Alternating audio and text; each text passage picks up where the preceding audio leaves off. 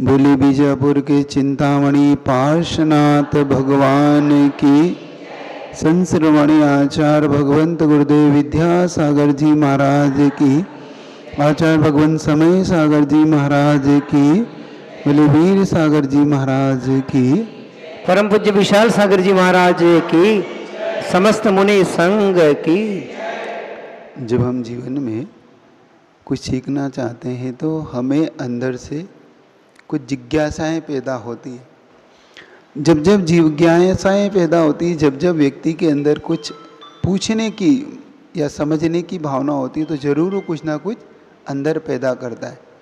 तो आप लोग आज बीजापुर वालों के लिए हमने सोचा है कि आपके मन की भावनाओं को हम समझे, है ना। चलिए तो शुरुआत करते हैं, जिसको भी अपनी समझ। चलिए। श्री विद्या विशाल सरगम यूट्यूब चैनल पर बीजापुर में विराजमान परम पूज्य विशाल सागर जी महाराज के सानिध्य में प्रश्न समाधान का कार्यक्रम प्रारंभ कर रहे हैं।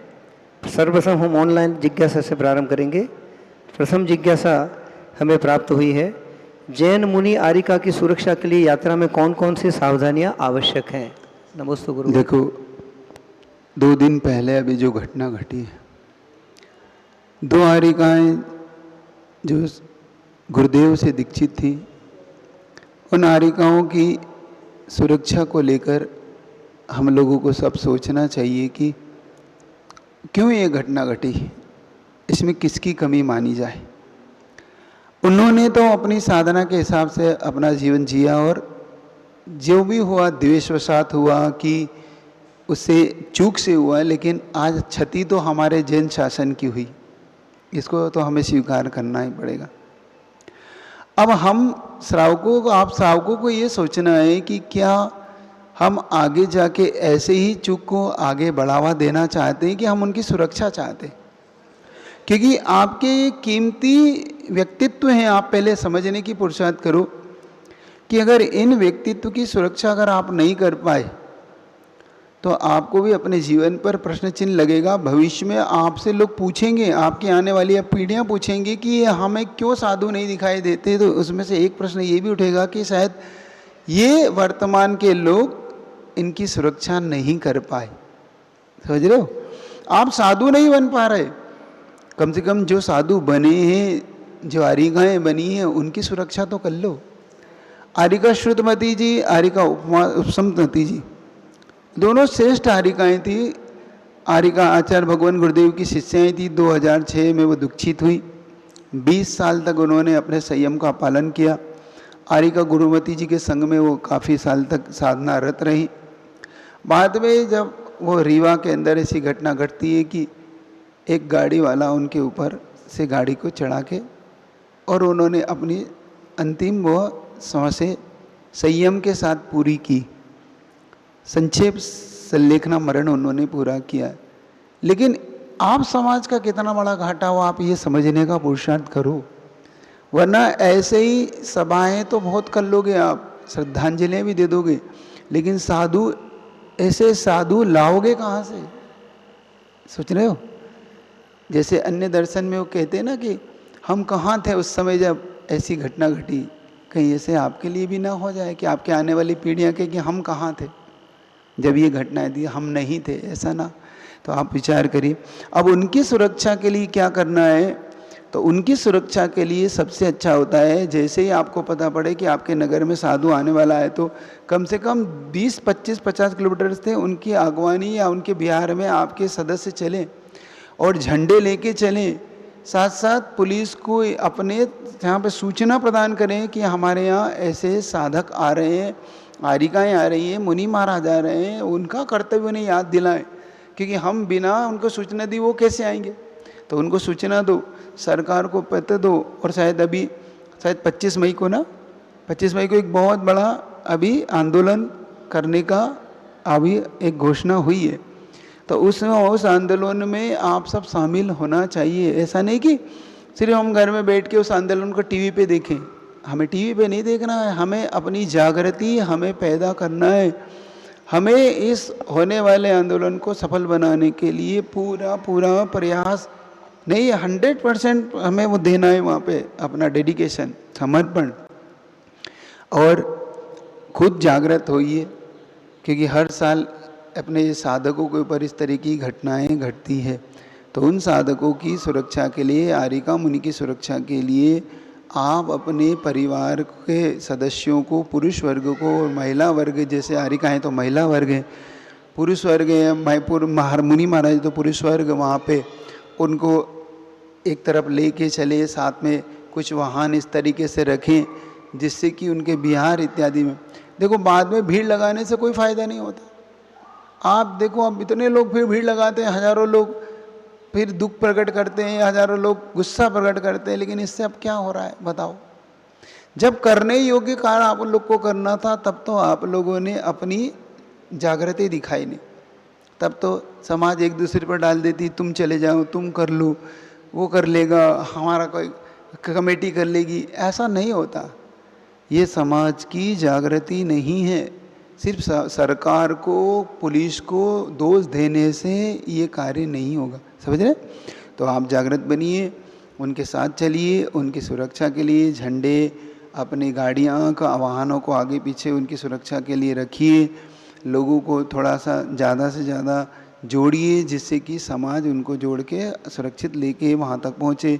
और ये तो जंगल में नहीं घटी है घटना, ये मुनि आरिकाएँ जब सुबह शुद्धि की क्रिया के लिए जा रही थी तब घटना घटी, सोचो। और वो एकदम साइड से चल रही हैं। ये सोचने की, विचारने की बात है कि उनका कहीं से कहीं तक उस वीडियो फुटेज में स्पष्ट दिख रहा है कि आरिका अलग से गई है और गाड़ी वाला स्पेशल वहाँ से उस पर गया है। इसीलिए कुछ शंकाएँ भी होती है कि कुछ द्वेष भी, वसाद भी, ऐसी घटनाएं घट सकती हैं, है ना।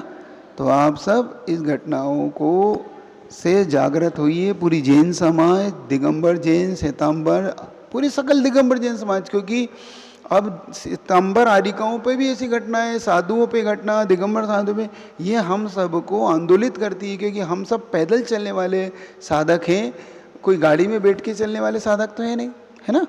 तो आप लोग का अपना कर्तव्य जानना चाहिए। अकंपनाचार आदि पे 700 मुनि पे उपसर्ग दूर करने के लिए जैसे मुनि महाराजों को आगे आना पड़ा, आप श्रावक अब मुनि महाराज जो आंदोलन के लिए घोषणा कर रहे हैं उसमें आप लोग भी आगे आइए।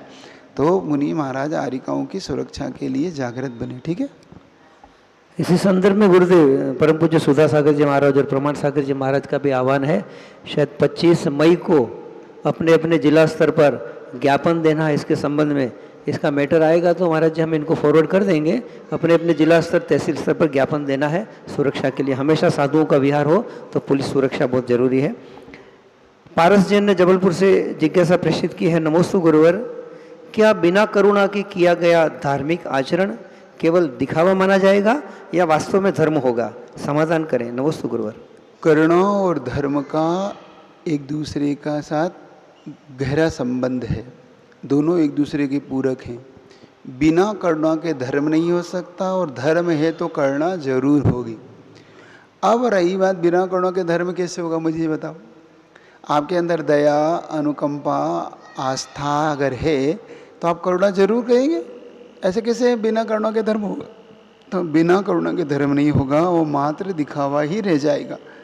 एक तरफ तो हम बहुत धर्म कर रहे हैं मान लो, और दूसरी तरफ कोई हमारे सामने कोई ऐसा दुखी व्यक्ति आया, कोई साधर्मी आया, वो हमसे मदद मांगता है और हम उस पर करुणा नहीं दिखाते हैं, तो हमारे फिर धर्म किस नाम का? सिर्फ पूजा करने का नाम धर्म थोड़ी है, माला पहनने का नाम धर्म थोड़ी है, एक थाली से दूसरी थाली में अर्घ्य चढ़ाने का नाम धर्म नहीं है।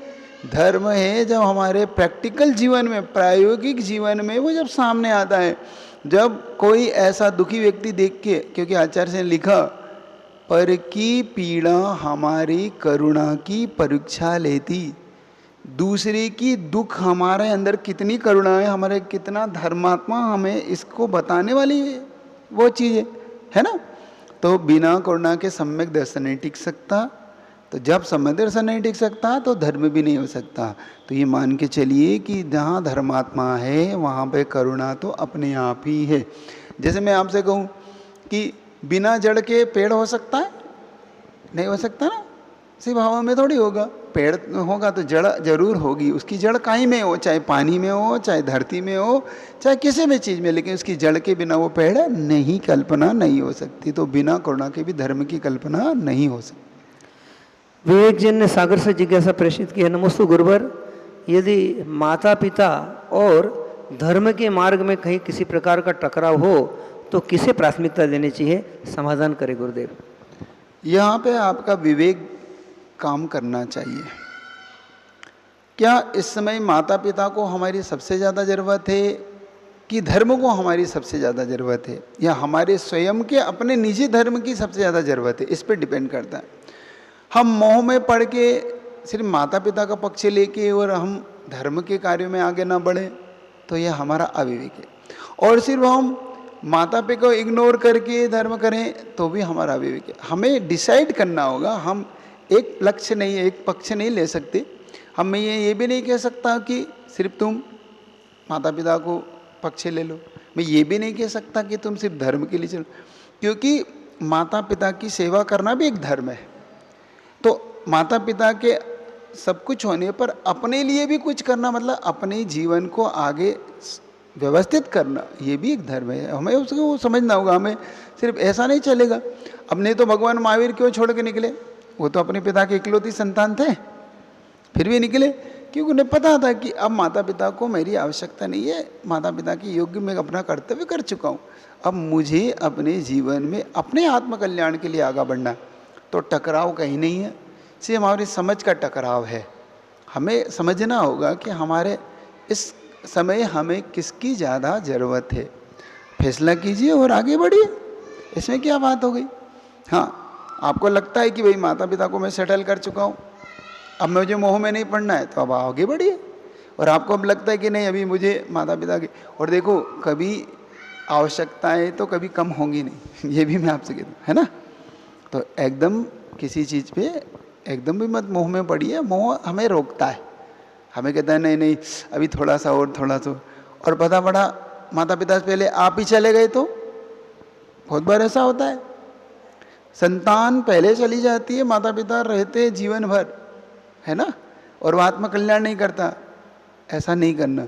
तो हमारे यहाँ ऐसे बहुत से साधु हैं जिन्होंने माता पिता की आज्ञा लेकर उनको इस प्रकार का कि नहीं मुझे इस मत पे बढ़ना, तो उन्होंने आज्ञा दी और वो बढ़े। तो दोनों के बीच में कोई टकराव नहीं है। आप सिर्फ विवेक का कार्य करिए, विवेक से कार्य आगे बढ़ेंगे तो सब कुछ अच्छा होगा।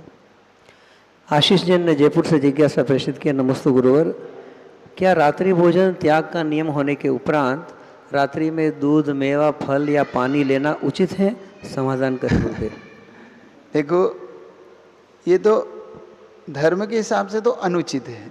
अब ये मैं आपको बताता हूँ, क्योंकि अन्न छोड़ के अन्य लेना अन्न तो छोड़ दिया, अब अन्य चीज ले रहे हैं, तो ये दिखावा तो नहीं कह सकता, लेकिन इतना जरूर कह सकता हूँ कि इसमें कमी तो है।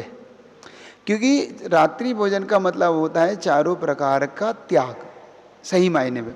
आप उस सियार की कथा पढ़िए, सियार ने जल का भी त्याग किया और जल को नहीं पिया, जबकि सूर्य था, लेकिन जैसे ही वो कुएं में उतरता था तो देखता था कि अंधेरा हो गया, तो ऊपर आता था ना। लेकिन प्राण जाए पर प्रण न जाए। लेकिन चूंकि अब आपसे पूरा नहीं बनता है, तो आप मनुष्य लोग क्या करते, भाई ये नहीं तो ये ले लेंगे, अब नहीं से फिर वो ठीक है। अब रात्रि भोजन करने, नहीं तो आप इसका अर्थ ये नहीं निकालना कि ठीक है भाई ये नहीं तो हम पूरे ही खा ले रहे, फिर ठीक है कि भाई ठीक है हमारा जी हिम्मत नहीं है, अब गर्मी में होते प्यास नहीं सहन होती, तो आप फिर इतना करके अन्न, तो फिर शुरुआत कीजिए अभ्यास की अन्न से कि अन्न छोड़िए। लेकिन फिर ऐसा नहीं कि सिर्फ उसके लिए, जैसे कहते हैं ना कि भाई थोड़ा सा अपने काम चलाने वाला होता ना, थोड़ा काम चल जाए, तो ऐसा काम करिए जिससे थोड़ा काम, जैसे कि भाई थोड़ा अपना पानी दूध ये रखे। नहीं तो ऐसा नहीं पूरे पेट भर भर के खा रहे हैं आप। हमने देखा है कुछ लोग रात्रि भोजन छोड़ते हैं, लेकिन फिर साबूदाने की खिचड़ी, फिर पता पड़ रहा है मिठाइयाँ, दूध, मूंगफली और इतना इतना सामान खा रहे हैं कि वो पता पड़ रहा है कि वो उससे भी भारी पड़ रहा है ना। काजू, किशमिश, हाँ बुंदेलखंडी हो ना तुम क्योंकि ब्यारू ब्यारू हाँ हाँ ऐसे करते। ये नहीं करना है, आपको करना है पहले तो आपका भोजन, और हाँ थोड़ा कर्नाटक में ब्यारू बोलते हैं शाम के भोजन को, और बुंदेलखंड में बोलते हैं ब्यारू मतलब रात्रि में जो थोड़ा बहुत फरारी जिसको बोलते हैं, फरार वो उसको बोलते हैं। तो आपको ये वो नहीं खा के अभ्यास ये करना है। क्यों अपन अभ्यास? पापों से बचने के लिए कर रहे हैं, है ना। तो फिर सुबह का भोजन सिस्टमेटिक होगा तो शाम का सुबह करिए 9 से 10 के बीच में, तो शाम का निश्चित तौर पे 4 से 5 के बीच में आपका हो जाएगा। तो आपको फिर रात्रि में सिर्फ पानी पी के और इससे काम चल जाएगा, है ना। तो पहले आप अपना सिस्टम ठीक कीजिए तो आपका सब कुछ ठीक है। यहाँ वाले को किसी को पूछना हो तो पहले पूछ लो। दो किसी को जिज्ञासा रखनी हो तो पूछ हाँ, सकते हैं। दे दो, हाथ खड़े कर लो, खड़े हो जाओ। हाँ, ताकि बीच में दोनों सिस्टम से हो जाएगा। नमस्ते महाराज जी। नमस्ते महाराज जी। महाराज जी, हम प्रतिदिन अभिषेक करते हैं, तो अभिषेक में जो जल हम उपयोग में लेते हैं उसको प्राशुक करके लेना चाहिए या फिर जो जहाँ से लाते हैं उसको छान करके ला करके अभिषेक? देखो, अपने यहाँ छानने के बाद पानी की मर्यादा अंतर मुहूर्त 48 मिनट एक मुहूर्त की है। 48 के अंदर उसमें जीव पड़ जाते। अब ये लघु अंतर्मुहूर्त भी हो सकता है और बड़ा भी हो सकता है। अब यहाँ पे अंतर्मुहूर्त की कोई उन्होंने परिभाषा ये नहीं बनाई कि 48 मिनट। तो अंतर्मुहूर्त में हमको पानी छान, अब मान लो तुम पानी छान के लाए और इसी बीच में उसमें जीव हो गए और तुमने वही कच्चा पानी भगवान के ऊपर डाल दिया, तो बताओ कितना पाप लगेगा। इससे बेहतर है तुम उसको कुनकुना हल्का कोमट जिसको बोलते हैं ना आप लोग, वैसा हल्का गर्म कीजिए और उससे भगवान का अभिषेक कीजिए। ताकि दूसरी बात, उस गंधोदक को भी आपको कम से कम 7-8 घंटे आपके घर में रखना है। अब 8-10 घंटे आपको घर में रखना है। सुबह 6 बजे आपने अभिषेक किया और शाम को 4-5 बजे तक 6 बजे तक आपने अभिषेक, तो 10-12 घंटे आपके घर में। अब मर्यादा से बाहर वो गंधोदक कैसे रखोगे, है ना। तो गंधोदक को प्राशुक जल से ही बनाना चाहिए एक बार, है ना। और जो लोग ये कहते हैं कच्चे जल का आया, अभिषेक का आया, क्षीर सागर का, तो क्षीर सागर के जल में कोई तरजीव ही नहीं होते। पहली बात ये ध्यान रखना। कुछ लोग ऐसा रेफरेंस देते हैं कि वो तो इंद्रों ने क्षीर सागर के जल को कौन सा छाना, कौन सा प्राशुक किया, तो क्षीर सागर के जल में कोई तरजीव ही नहीं होते। अब हमारे यहाँ जल जो होता है उसमें तरजीव होते हैं और एक बूंद में असंख्यात जीव माने गए हैं। सोचो, ऐसे जल से आप अगर अभिषेक करोगे तो वो अतिशयकारी कैसे बनेगा, उसमें कहाँ से वो ऊर्जा आएगी। तो आप जल को प्राशुक जरूर कीजिए। कोई कितना भी कुछ भी कहे, बिना प्राशुक जल मत कीजिए, वरना पता पड़ा पुण्य की जगह आप पाप कमाने लगे, है ना। ऐसा मत करना, ये बिल्कुल गलत है। ये धारणाएँ परंपराएं मत चलाओ। हमारे प्राचीन गुरुओं की जो परंपरा रही, अचित्त करके ही उस जल का उपयोग कीजिए, यही सही विधि है और उसमें कोई प्रमाद की ज़रूरत नहीं है। आपको अगर ऐसा लगता है कि भाई मुझे, तो आप उस जल को गर्म करके ठंडा कर लीजिए।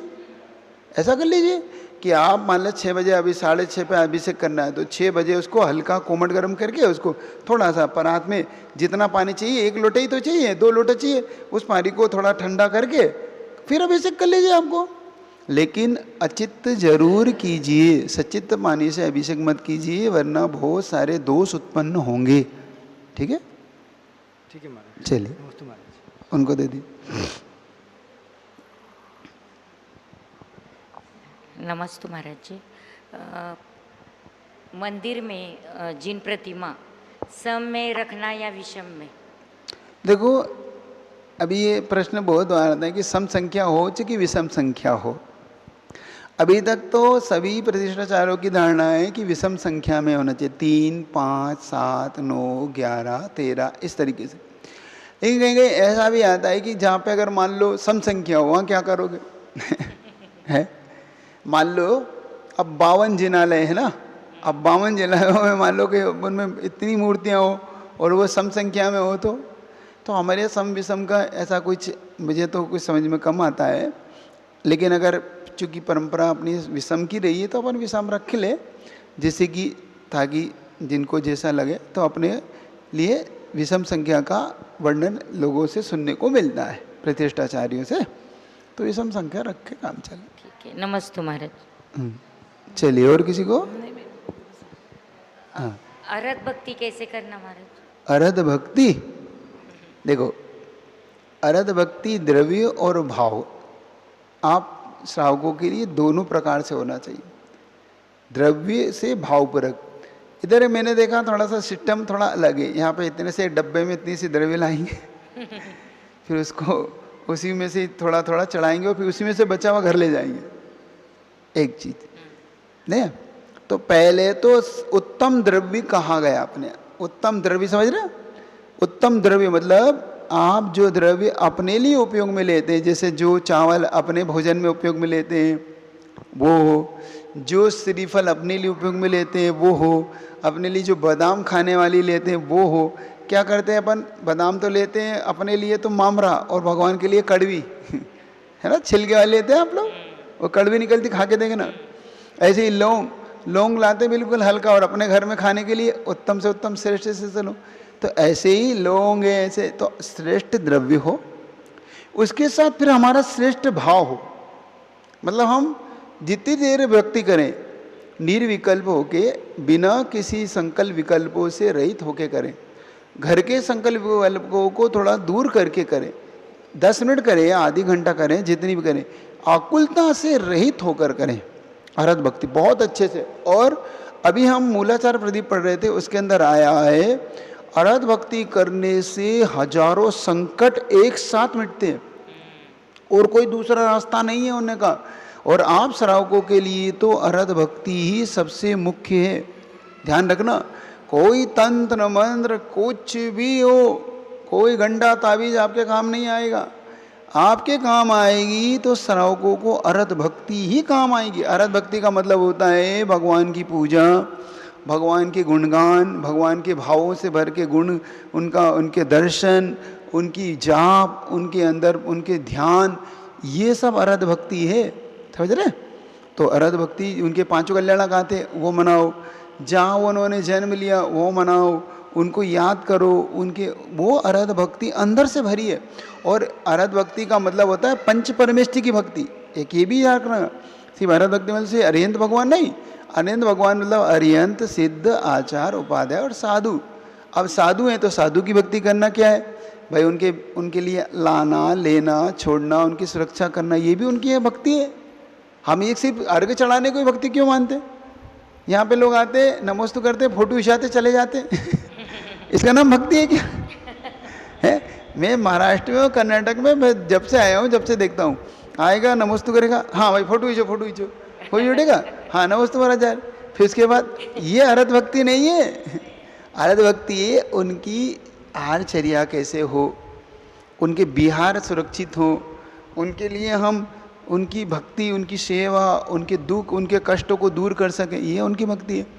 आचार्य, उपाध्याय, सिद्ध हैं तो उनके गुणों को याद करना, अरिहंत है तो उनकी मूर्ति, उनके मंदिर बनवाना, उनके संत निवास बनवाना, उनके लिए, ये सब अरहत भक्ति ही है। ठीक है, तो इसको अलग के करें। चलिए,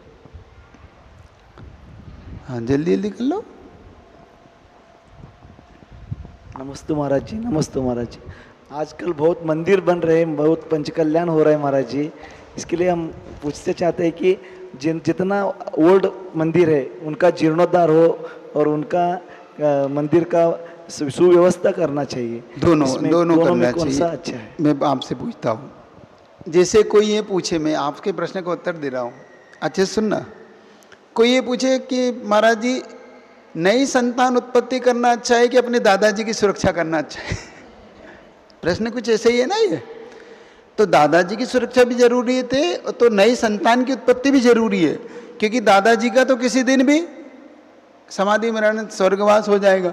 और अगर नई पीढ़ी नहीं जन्मी, नई पीढ़ी का नहीं उत्पन्न हुई, तो फिर आपका वंश ही खत्म, जैन कुल ही समाप्त। तो जैसे आप अपने कुल की वृद्धि के लिए नई संतान की जन्म देते हैं, नई संतान के लिए गृहस्थ जीवन बसाते हैं, और अपने पूर्वजों का भी ख्याल रखते हैं, दादाजी का भी ख्याल रखते हैं, माता पिता का भी ख्याल रखते हैं, तो आपको दोनों काम करना है। हम एक को क्या करते हैं, हम अरे नए मंदिर क्यों बनवा रहे हैं, पुरानों की सुरक्षा करो। तो पुरानों में कितना, मंदिर में कितना लगता है, आप कितना ही कर लो, वो अंतोगत्वा वो कंस्ट्रक्शन तो करना ही पड़ता है, उन्हें तो गिरे गए। तो फिर धीरे धीरे आप अपने धर्म, पूरी संस्कृति खत्म कर लोगे। तो अपनी संस्कृति की सुरक्षा के लिए नए, अब जैसे मैं आपसे बताता हूँ, आचार्य गुरुवर ने जितने भी तीर्थ क्षेत्र बनाए, रामटेक का बनाया हो, अमरकंटक का बनाया हो, कुंडलपुर का बनाया हो, विदिशा का बनाया हो, सागर का बनाया हो, चाहे गुरुदेव ने वह नेमावर का बनाया हो, जितने भी तीर्थ क्षेत्र आज खड़े कर दिए, अगर आप पुराने तीर्थ से उनकी तुलना करो तो पुराने क्षेत्र आप 50-100 साल और चल सकते हैं खींच के, वो भी खींच के। उनका कितनी आप उन पर कितनी वो कर लो, कितने कर लो, ज़्यादा ज़्यादा 50। लेकिन आपको जानकर आश्चर्य होगा कि जो गुरुजी ने खड़ा है वो हजारों सालों के लिए खड़े करे किए हैं, और आज हजारों साल आपकी संस्कृति जिंदा रहेगी। तो ये गुरुजी का कितना बड़ा विजन था, उनका कितनी बड़ी विचारधारा थी। तो इसका मतलब इग्नोर नहीं किया ना हमने, पुराने को भी और नए को। तो दोनों की सुरक्षा हमारे लिए ज़रूरी है, कोई एक को हम गौण नहीं कर सकते। हाँ, अगर नया खड़ा हो रहा है तो हमें विरोध भी नहीं है, हमें उसका भी सम्मान करना चाहिए कि आज देखो ये तुम्हारा नया मंदिर खड़ा हो, तो अब तुम 50-100 साल के लिए, अब पुराने करते तो 10-20 साल खींच के चलाते, है ना। तो दोनों प्रकार से आपको सोचना है, अपने को नया मंदिर भी बने और पुरानों की भी सुरक्षा हम ज़्यादा से ज़्यादा कर सकें। चलिए।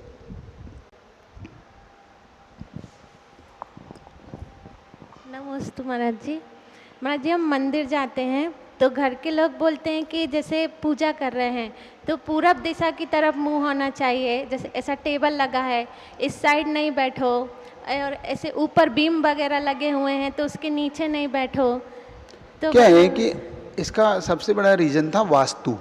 पहले इसको हम समझ लें। पहले वास्तु के अनुसार जो होती दिशाओं से अलग अलग वेव्स आती है, अलग अलग उनकी ऊर्जाएं वहाँ से निकलती। दक्षिण की ऊर्जा अलग है, पश्चिम की है, उत्तर की है ना।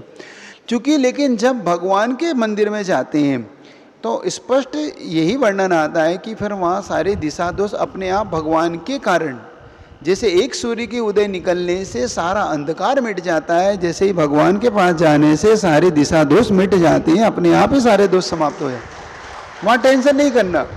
ये टेंशन ये कब होना चाहिए आपके लिए? जब आप घर में कहीं बैठ रहे हों, जब आप किसी संत निवास में बैठ रहे हो, जब आपको कोई ध्यान करने के लिए कोई ऐसे एकांत स्थान में बैठ रहे हो जहाँ पे भगवान गुरु नहीं है। अब जैसे मैं पूर्व में बैठा हूँ तो आप पश्चिम में ही बैठोगे ना, भगवान उत्तर में बैठे तो आप दक्षिण में ही तो बैठोगे। अब भगवान को पीट करके आप उत्तर में थोड़ी बैठ सकते। हमें पहले ये समझना है। तो हमें वहाँ पर पहले भगवान सर्व दिशाओं के दोष को, भगवान तो अपने अरिहंत भगवान तो इतने अच्छे हैं कि सब दोषों को नाश करने वाले हैं, तो ये दिशा दोष नाश नहीं होगा, ऐसे कैसे होगा, है ना। तो उनके द्वारा समस्त दोष नाश कर दिए जाते हैं, उनके दर्शन मात्र, उनके मुख के प्रभाव से, चेहरे के प्रभाव से, उनकी प्रतिमा के प्रभाव। बस हमें पहले ये समझना। हाँ, बिम के नीचे की बात इतनी सी है, उससे हमारे मस्तक पर एक प्रकार का प्रभाव, दबाव पड़ता है। एक्चुअली हमें जो हमारा ब्रह्मरंध्र है, जो ब्रह्म केंद्र है, वो ब्रह्म केंद्र खुला होना चाहिए, जैसे डोम बना है। अब यहाँ पे ये ऊर्जा नहीं रुकेगी क्योंकि ये अपने आप उस ऊर्जा को कन्वर्ट करेगी। लेकिन जो आपका बिम है वो एक प्रकार से ऊर्जा को दबाएगा, तो प्रेशर देगा, तो वहाँ पे आपकी जो ज्ञान के वो खुलना चाहिए वो कम हो गए। तो इसीलिए उस बीम के नीचे बैठने के लिए मना करते हैं, पढ़ने के लिए मना करते हैं, भोजन के लिए, कुछ चिंतन के लिए, कुछ ध्यान के लिए, ऐसे स्थानों को वो मना करते हैं। तो उसका अपन थोड़ा आगे पीछे बैठ सकते हैं, उसमें तो कोई दिक्कत है नहीं, ऐसा कर सकते हैं। और मंदिर में तो भगवान के सामने कोई भी दिशा का भाई टेंशन नहीं करना, ठीक है। चलिए।